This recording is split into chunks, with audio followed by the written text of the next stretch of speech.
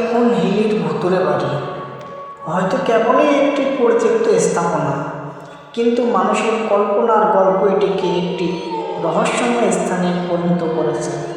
ভয় আর কৌতূহলের এই মিশ্রণে জায়গাটিকে করেছে আরও আকর্ষণীয়।